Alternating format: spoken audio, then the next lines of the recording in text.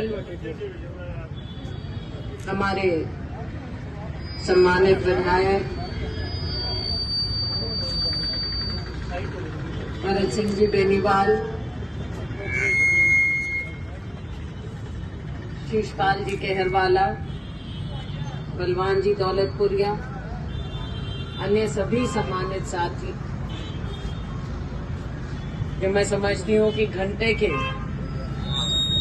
Notice पर आप यहाँ जैसे जैसे पता चला कि राहुल गांधी जी और सोनिया जी के साथ ईडी क्या कर रहा है, केंद्र सरकार क्या कर रही है, आप सभी लोगों में बड़ा गुस्सा आया और आप सब ने कहा कि हम इसके खिलाफ अपनी आवाज उठाना चाहते हैं, हम विरोध प्रदर्शन करना चाहते हैं। तो सभी आप लोग यहाँ इकट्ठा हुए, हमारी मीटिंग चल रही थी, हम मीटिंग करके आपके बीच में आए। साथियों, ये कांग्रेस पार्टी का, कांग्रेस के कार्यकर्ता का हमेशा जोश रहा।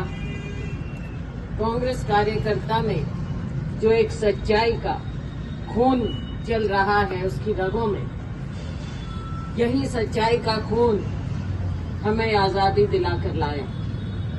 देश के करोड़ों लोगों ने कांग्रेस की अगुवाई को माना और कांग्रेस के कार्यकर्ता के, कांग्रेस के नेताओं की अगुवाई में ऐसा संघर्ष किया जिसने अंग्रेजों को भगाया।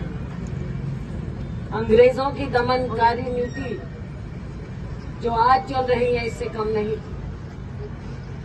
और उस समय भी हमारे ऐसे लोग जिनको शायद सामने आजादी दिख भी नहीं रही थी, उन्होंने अपना सब कुछ न्यौछावर किया।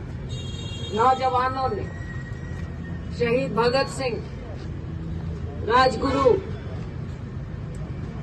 सुखदेव, चंद्रशेखर आजाद, इनको ये नहीं पता था कि आजादी कब मिलेगी। आजादी के दीवाने थे, तानाशाही के खिलाफ लड़ रहे थे और उन्होंने फांसी के फंदा तक चूम दिया। तो साथियों, ये वो कांग्रेस पार्टी, हमारा एक एक कार्यकर्ता इतना मजबूत है जो लोगों की भी लड़ाई लड़ता है और अपने नेताओं पर भी आंच नहीं आने देता। आज भारतीय जनता पार्टी की ये तानाशाह सरकार, ये मोदी शाह सरकार जिस प्रकार से ईडी का, सेंट्रल एजेंसीज का दुरुपयोग कर रहे हैं, सबके सामने। कोई आज हमारे 4 लोग नहीं कह रहे ये बात, ये देश के सामने है, दुनिया के सामने, कि कोई भी अगर आवाज उठाता है, सच्चाई की आवाज उठाता है, तो ये उसके पीछे सेंट्रल एजेंसी लगा देते। सबसे बड़ा हथियार ईडी को बनाया हुआ। तो ये क्या समझते हैं कि हमारे नेता, कांग्रेस के नेता राहुल गांधी जी, सोनिया गांधी जी त्याग की मूर्ति, सोनिया गांधी जी ने नेतृत्व दिया, हमारे कांग्रेस पार्टी को मजबूती दी, हमने 2 बार यूपीए सरकार बनाई, देश की भलाई के लिए काम किया।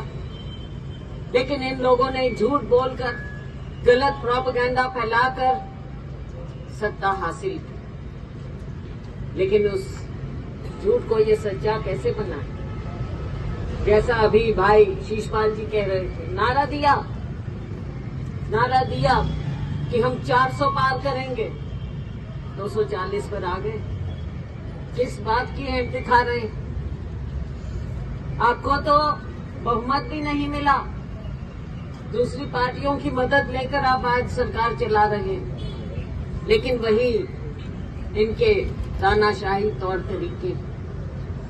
हमारे नेता राहुल जी पूरे देश में उन्होंने यात्रा की, पैदल यात्रा की, बस यात्रा की, दक्षिण से लेकर उत्तर तक, पूरब से लेकर पश्चिम तक देश के करोड़ों लोग उनके साथ जुड़े। इस बात से घबरा गए शायद, हर तरह के हथकंडे अपनाते, सच्चाई राहुल गांधी बोलते हैं, उनका सामना नहीं कर सकते, सदन में नहीं आते हैं।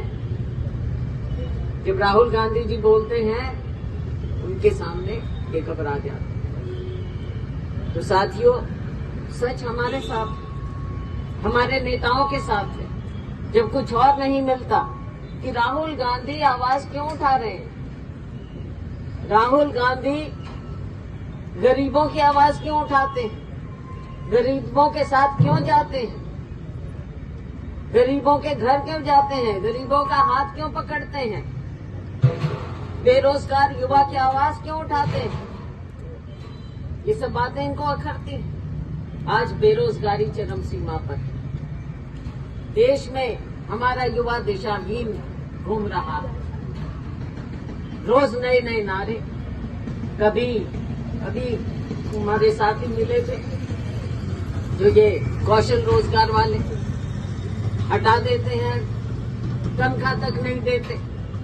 कितने लोग हमारे अपने सिरसा की बात करें, देश की भी बात है, लेकिन अपने घर में भाई जिसकी जूती जिसको वहां पे चुभती है ना, उसको पता है वो दर्द क्या है। इनको क्या मालूम?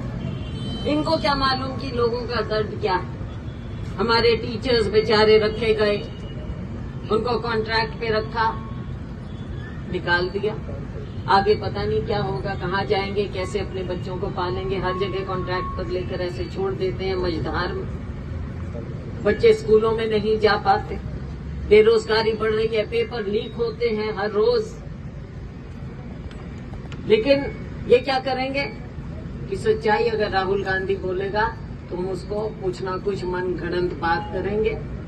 चार्जशीट करते हैं राहुल जी को, सोनिया जी को। किस बात के लिए? एजेएल का क्या किस्सा है? कुछ किस्सा नहीं। कंपनी है, क्योंकि कंपनी की प्रॉपर्टीज इधर उधर कोई भी तो उसको इकट्ठा करके आज के दिन अगर राहुल